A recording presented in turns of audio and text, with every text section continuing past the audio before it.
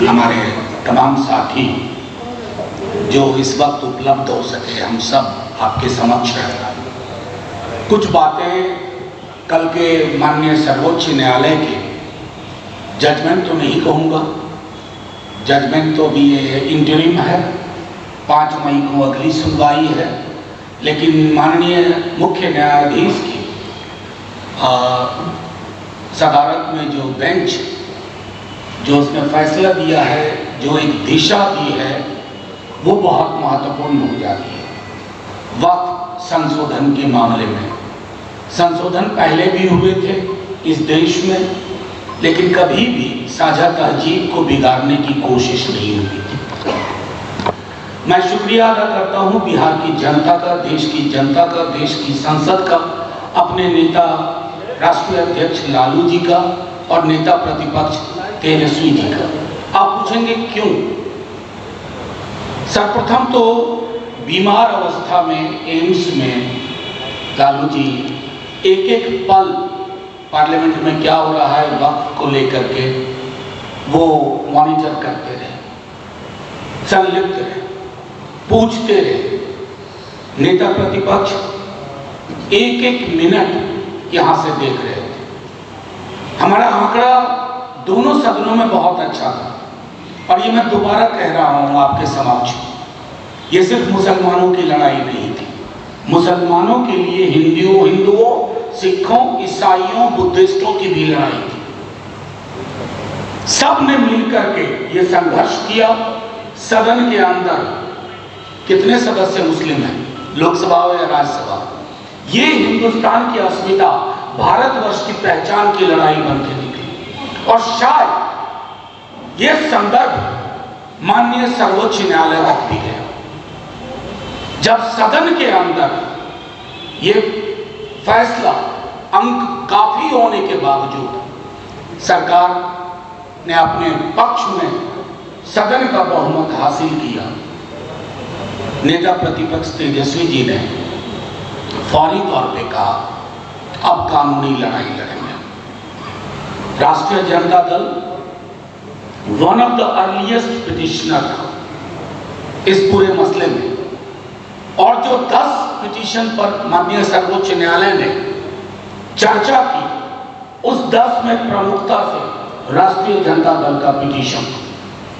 मैं ये बात इसलिए अंडरलाइन कर रहा हूं कि ये सियासत का सवाल नहीं है राष्ट्रीय जनता दल के लिए, ये सवाल था इस देश की पहचान क्या होगी।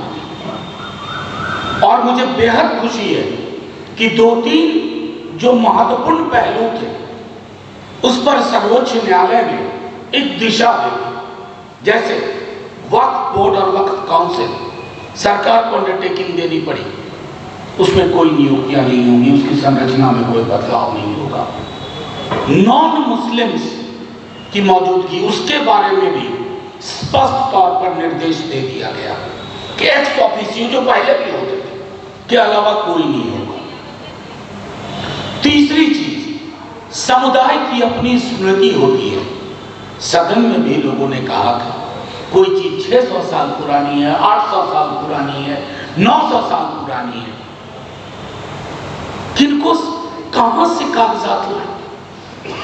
अभी बिहार में जमीन का सर्वे हो रहा था, कई लोगों के पास कागजात नहीं थे। और एक लोक स्मृति को असल में सोच क्या थी? इस भाजपा की सरकार जो कि बिहार में भी विद्यमान है, दोबारा से नीतीश जी की अंतरात्मा फिर जब उस करवट बैठी, इनकी ये अर्थव्यवस्था संभाल नहीं पा रहे हैं। तो जब अर्थव्यवस्था नहीं संभलती है तो मोनेटाइजेशन ऑफ जमीन आपके लिए पैसा उगाही का तरीका हो जाता है। आपके मित्रों की लंबी फहरिस्त है, आप उनको उपकृत करना चाहते हैं, नाम लेने का कोई फायदा नहीं। अभी बहुत सारे मसले हैं। वक्फ का जो संशोधन आया, जो विधेयक, जैसे 5 साल प्रैक्टिसिंग मुस्लिम, अब ये ऐसी चीजें हैं कहां जाकर के एम्प्लॉयमेंट एक्सचेंज की तरह तो है नहीं कि एम्प्लॉयमेंट एक्सचेंज में आप जाके कहते हैं तो उसी तरह की मुस्लिम एक्सचेंज, हिंदू एक्सचेंज की मैं हिंदू हूं, मैं मुसलमान हूं, मैं 6 बरस से हूं, मैं 4 बरस से हूं, मैं 7 बरस से हूं। ऐसी सरकार को ये संदेश गया है कि बहुमत का मतलब बुलडोज करना नहीं होता है। सरकारों को बहुमत मिलता है देश को समन्वय के साथ चलाने के लिए, संयोजन के साथ चलाने के लिए, सहकारिता के साथ चलाने के लिए।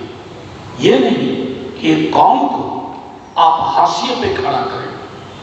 और मुझे बेहद खुशी है, दोबारा दोहरा रहा हूं, बिहार ही नहीं पूरे देश की आवाम, किसी भी समाज के हो, उनको ये स्पष्ट हुआ कि ये तौर तरीके देश को नुकसान करेंगे, बर्बाद कर देंगे।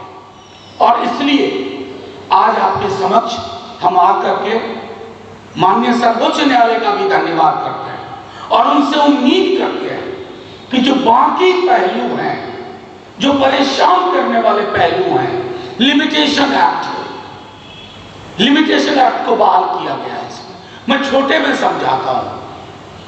एक बड़े उद्योगपति का मकान एक अनाथालय पर बना हुआ है, देश के बहुत बड़े उद्योगपति। अब कोई डिस्प्यूट नहीं रहेगा, पूरी प्रॉपर्टी यतीमों की जो प्रॉपर्टी थी उनकी हो जाएगी। तो ये दरवाजा खोल रहे थे आप अपने उद्योगपति मित्रों को पौने पौने दाम में जमीन की। और इसलिए हमारा मानना है कि माननीय सर्वोच्च न्यायालय का इंटरवेंशन, उनकी जो पहलकदमी है वो बेहद सकारात्मक है। लेकिन और जैसे मुद्दे हैं, प्रैक्टिसिंग मुसलमान का मोहम्मद लिमिटेशन एक्ट का हो, ऐसे कम से कम 40 सेक्शन में कई सारी ऐसी चीजें हैं जिसको लेकर के अभी लड़ाई, अभी संघर्ष चलता रहेगा। राष्ट्रीय जनता दल बार बार ये कहता है कि किसी भी धर्म का मसला हो, अगर हिंदू धर्म के आस्थावान लोगों की आस्था उस पर चोट होगी तो राष्ट्रीय जनता दल को आप अगली कतार में मानेंगे। मुसलमानों पे होगा, अगली कतार में होंगे। बुद्धिस्टों पे होगा, आप राष्ट्रीय जनता दल अगली कतार में होगा। क्योंकि हमारे लिए ये महत्वपूर्ण नहीं है कि सियासत के तराजू में देखें, नफा नुकसान में देखें। हम एक ही सरोकार से देखते हैं जो नेता प्रतिपक्ष, काश की आपको मैं बता पाता कि कोर्ट के भी एक एक चीज को मॉनिटर किया गया। बेहतरीन वकील हमारे पिटीशन के पक्ष में खड़े हुए और नतीजे में कुछ राहत, कुछ सहूलियत हासिल हुई है। लेकिन ये पूरा का पूरा मुद्दा आगे जाएगा और भाजपा की सरकार, केंद्र की सरकार को भी संदेश है, देश के मिजाज को मत तोड़िए। मैं बार बार कहता हूं, इस देश में हर किसी को ये कहने का अधिकार हो कि हम जैसे मेल जोल से रहते थे वैसे ही रहेंगे। मुझे दुख इस बात का है, पता नहीं नीतीश जी को पता भी है कि या नहीं कि ये एक्ट पास हो गया। ऐसा शायद पता हो तो चिंता का विषय है, अगर नहीं पता तो उससे बड़ी चिंता का विषय है। ऐसा नहीं होता है कि सत्ता में बने रहने के लिए सरोकार से समझौते किए जाएं।